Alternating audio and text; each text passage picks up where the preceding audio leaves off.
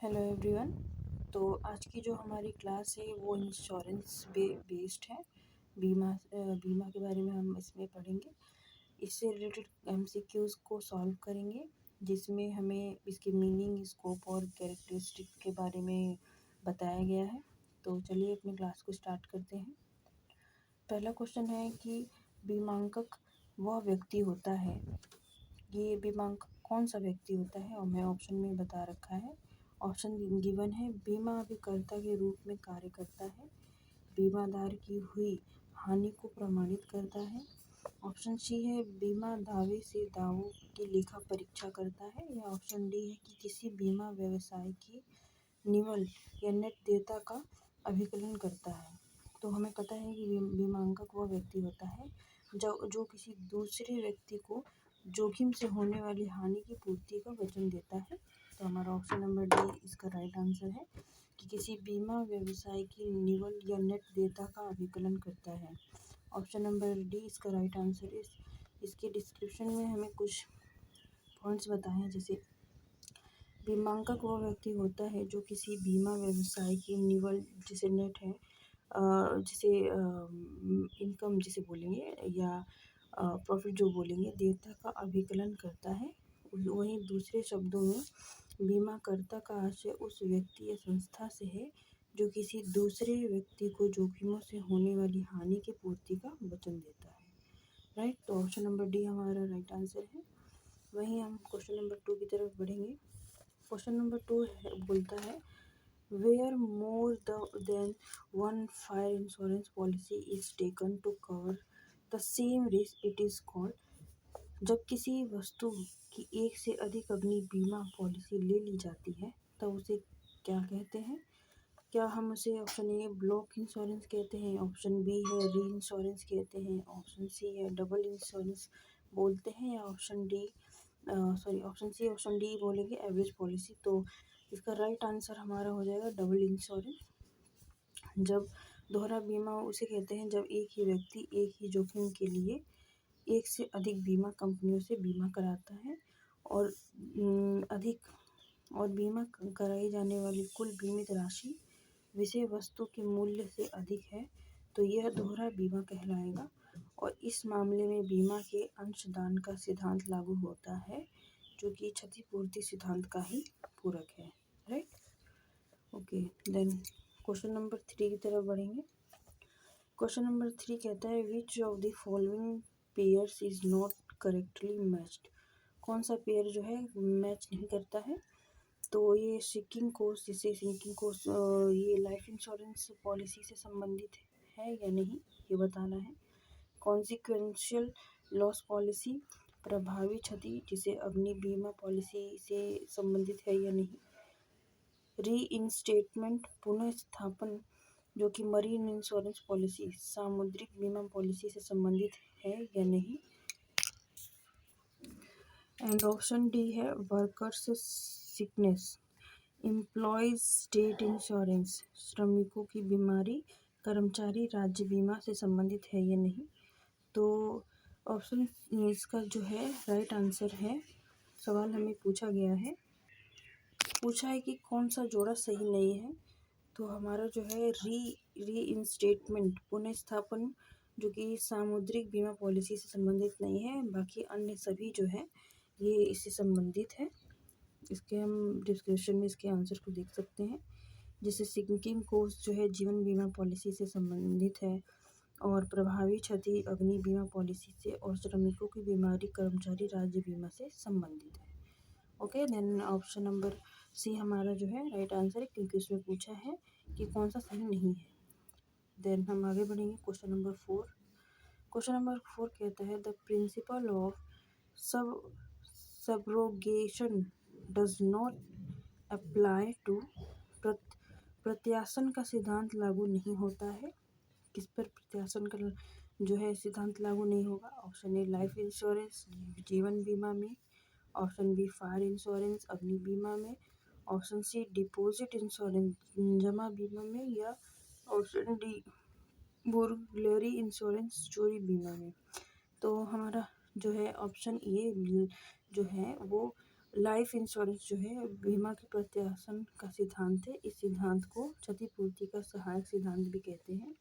इसके मुख्य तथ्य जो है ये हैं कि जब बीमाकर्ता बीमादार की क्षतिपूर्ति कर देता है तो बीमित विषय वस्तु के संबंध में सभी अधिकार बीमाकर्ता का हो जाता है, यानी नष्ट हुए मलबे पर बीमाकर्ता का अधिकार होता है। वहीं जीवन बीमा में प्रत्यासन का सिद्धांत नहीं लागू होता है। Right. Then question number next की तरफ बढ़ेंगे। क्वेश्चन नंबर 5 है the term causa proxima implies that the loss must arise from आसन्न कारण, जो कि पद का निहितार्थ है कि हानि का उदय किससे संबंधित है। द नियरेस्ट प्लेस, निकटस्थ स्थान से हो या ऑन असरटेनेबल सोर्स, निर्धारण योग्य स्रोत से हो। द कॉस्ट इंश्योर्ड अगेंस्ट, बीमित कारण से हो या अनफोर्सीन सोर्सेज, अप्रत्याशित स्रोत से हो। तो हमारा ऑप्शन नंबर सी होगा कि जो बीमित कारण से है वो सामान्यतः बीमा अनुबंध के जोखिमों के विरुद्ध बीमा नहीं होता। अतः जब बीमित वस्तु क्षतिग्रस्त होती है तब ऐसे में सबसे निकटतम कारण निश्चित करना होता है, और यदि उसका बीमा कराया गया है तभी ये उसके बीमा कर्ता के लिए सूटेबल होगा। राइट। देन इसका option number C right answer है। द कॉस्ट इंश्योर्ड अगेंस्ट, बीमित कारण से हो। Right. Then option number C इसका राइट आंसर है। देन क्वेश्चन नंबर 6 की तरफ बढ़ेंगे। Which one of the following elements is not present in fire insurance, निम्नांकित में से कौन सा तत्व अग्नि बीमा में विद्यमान नहीं होता। तो ये फायर इंश्योरेंस में ये कौन से जो तत्व हैं शामिल नहीं होंगे। प्रत्यासन, सब्रोगेशन, इन्वेस्टमेंट, विनियोग, कंसिडरेशन, प्रतिफल या इंडेमनिटी, क्षतिपूर्ति। तो कौन सा इसमें शामिल नहीं होगा। तो ऑप्शन नंबर हमारे इसमें बी सही होगा। इन्वेस्टमेंट जो है वो फायर इंश्योरेंस में इम्पॉर्टेंट नहीं है, तो उसका इम्पॉर्टेंट नहीं है। राइट। तो अग्नि बीमा में निम्नलिखित तत्व शामिल होते हैं, जैसे प्रत्यासन, प्रतिफल और क्षतिपूर्ति का सिद्धांत और निकटतम कारण इसे फायर इंश्योरेंस में सम्मिलित होता है। राइट। ओके। देन आगे बढ़ेंगे। क्वेश्चन नंबर 7 है export risk insurance is a kind of, निर्यात जोखिम बीमा है एक प्रकार का। ये निर्यात जोखिम बीमा क्या है। लायबिलिटी इंश्योरेंस है, दायित्व बीमा है, प्रॉपर्टी इंश्योरेंस है, संपत्ति बीमा है, गारंटी इंश्योरेंस है या सोशल इंश्योरेंस है। तो ये जो है एक्सपोर्ट रिस्क इंश्योरेंस ये गारंटी इंश्योरेंस है। इसके बारे में जानेंगे। निर्यात जोखिम बीमा एक तरह का गारंटी बीमा है।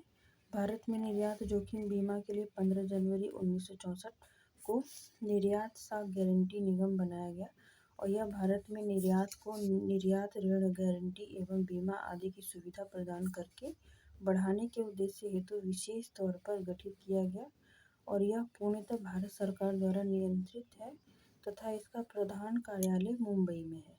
राइट। तो ऑप्शन नंबर सी होगा गारंटी इंश्योरेंस। ये जो है एक प्रकार का निर्यात रिस्क इंश्योरेंस है। राइट। देन क्वेश्चन नंबर आगे बढ़ेंगे। क्वेश्चन नंबर 8 है पुनर्बीमा से तात्पर्य क्या है, जिसे री इंश्योरेंस पॉलिसी कहेंगे। पुनर्बीमा से तात्पर्य क्या है। ऑप्शन ए बताया है ओनली डबल इंश्योरेंस, केवल दोहरा बीमा। ओनली वन इंश्योरेंस पॉलिसी, केवल एक बीमा policy. Okay. Option C the owner getting his goods insured from more than one insurance company, माल के स्वामी द्वारा अपने माल का एक से अधिक बीमा कंपनियों से बीमा कराना। और ऑप्शन डी है कि insurance company affecting insurance from other insurance company, एक बीमा कंपनी का दूसरी बीमा कंपनी से बीमा कराना। राइट। तो ऑप्शन नंबर डी राइट होगा कि एक बीमा कंपनी का दूसरी बीमा कंपनी से बीमा कराना, यही है री इंश्योरेंस पॉलिसी। इसके बारे में जानेंगे कि जब एक बीमा कंपनी किसी बड़े रकम का बीमा करती है और उसे यह महसूस होने लगता है कि वह उतनी राशि की जोखिम खुद अकेले सहन नहीं कर सकती, तब उतनी रकम या कुछ भाग की बीमा अन्य बीमा कंपनियों से करा लेती है। इसे ही पुनर्बीमा कहा जाता है, right. Then option number D इसका राइट आंसर होगा, री इंश्योरेंस या पुनर्बीमा यही है। ओके, तो ये थे आज के हमारे कुछ 8 जो क्वेश्चन एमसीक्यूज थे, ये इंश्योरेंस पे बेस्ड थे।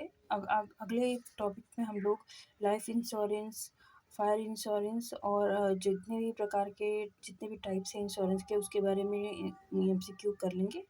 तो ठीक है, आज की क्लास को यहीं तक रखते हैं। बहुत बहुत शुक्रिया आप सबका। Thank you so much. जय हिंद।